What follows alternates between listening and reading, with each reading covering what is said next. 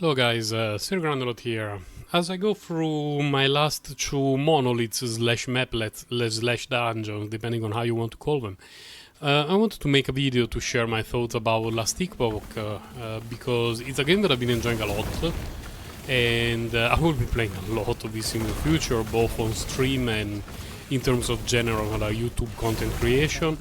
And I want to share my thoughts on it, because I've been playing every almost, not hashtag not all, but almost every hack and slash game that was released since Diablo, the first one, which I played on my very old trusty Pentium desktop.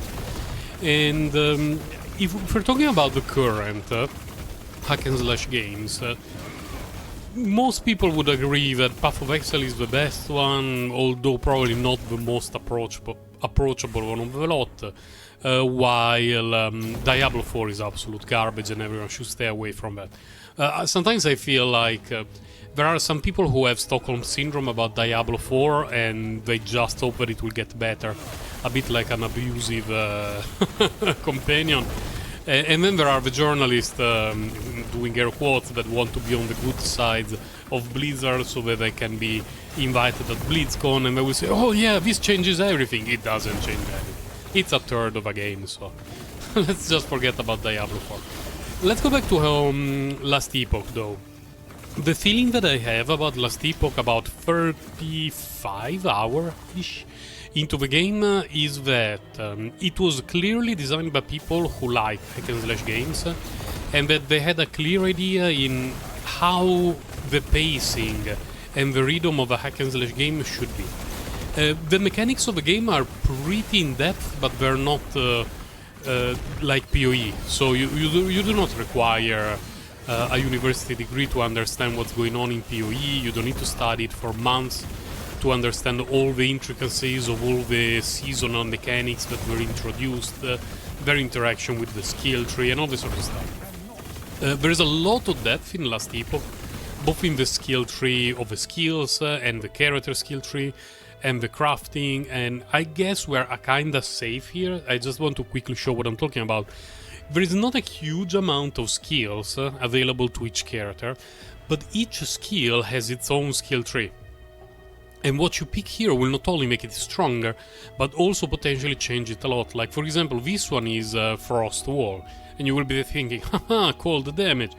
Well, actually, I transformed it into a firewall that shoots fireballs. And it fits my build very well, because in addition to do that, being fire so that it synergizes with all my bonuses to fire damage, it also shoots, which is more damage, and it also provides ward, which is basically a shield that helps me sustain, because at the moment survival is my main issue. And I'm in the end game, the empowered monolith. There is a huge difficulty spike between monoliths and empowered monoliths. I'm struggling a bit. I basically only died once between campaign and regular monoliths, up to level 80 and change. But now in the empowered monoliths, due to some of my resistances being a little bit underwhelming, I'm having some issues surviving. And it's just a matter of gearing and getting better gear and all this sort of stuff, so eventually we're getting there. But the point is, the game is extremely enjoyable in terms of pacing, because it's just non-stop grinding and it's rewarding. You get a lot of things that can be good for your character, and then the crafting system will help you to customize them a little bit based on your actual needs. And there's a lot of possibilities for players to try to snipe what they want with the crafting system, which is great. It's really, really great, and it's fairly intuitive, fairly intuitive. A thing that I did in the early game is I was saving everything, thinking, oh my god, I need to save all the crafting stuff for the late game.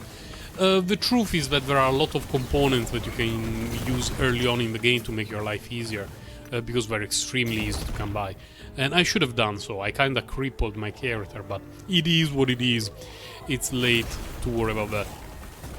So my process now is just grinding endlessly, looking for better gear, more crafting components, trying to get my character to level 100 and clear harder and harder content. And the whole process is really enjoyable. Really enjoyable. I have played pretty much every hack and slash game in the last year. I got insta-gibbed by necrotic damage because I have fairly low necrotic resistance. Should have been more careful, there was just too much stuff on the screen. For me, the most enjoyable for overall, you know, playstyle, I would say has been Grim Dawn during the last few years. You can play it fairly hardcore, but it can also be a fairly relaxing experience. And Last Epoch, I think it improves on that a bit. Like, if you had to ask me, Sir Granular, which one is the better game, Grim Dawn or Last Epoch? 30 hour in Grim Dawn, I would pick Grim Dawn. The pacing is better, and overall it feels more enjoyable to play. And I really like Grim Dawn, I like it a lot. So, if you're a bit worried about the Last Epoch for the entry cost, I would say give it a try. Try to play it for as many hours as you can while still being in refunded territory. Because if you like hack and slash games, you're going to enjoy this. You're definitely going to enjoy. Almost checked it. You're definitely going to enjoy. I know that it feels a bit weird to have a game that has been in early access for 3/4 years and with a fairly high entry cost. And an example would be, the first one that comes to my mind is that trash that was released by the folks behind Camelot Unchained, that they released a Horde game that cost like $15, if not 20, that is basically a single level demo of whatever they had in mind to release. It has been there stuck ever since it was put on Steam, and it's borderline a scam because no one is playing that bloody game. It's not a game, it's a demo.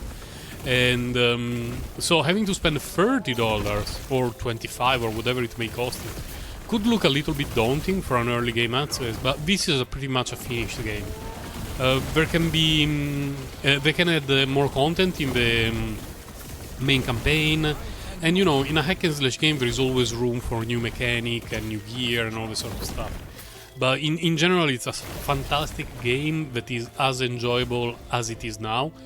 And there's a few bugs that apparently have been introduced recently with a patch. I only started playing last week, probably a week ago, and I have a bit over 30 hours in the game, so I was not aware that those issues were not in the game before. And they're a bit annoying, like the loading times if you play online are abysmally bad, and it's the reason why I'm currently using an offline character.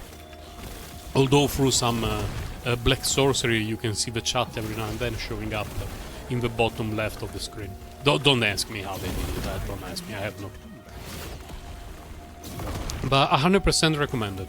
Really 100% recommended. If you miss an old school hack and slash game that feels modern to play, not janky, looking at you Titan Quest Enhanced Edition, and that can give you many hours of enjoyment, playing many different and completely customizable classes, this is a game that I cannot recommend enough.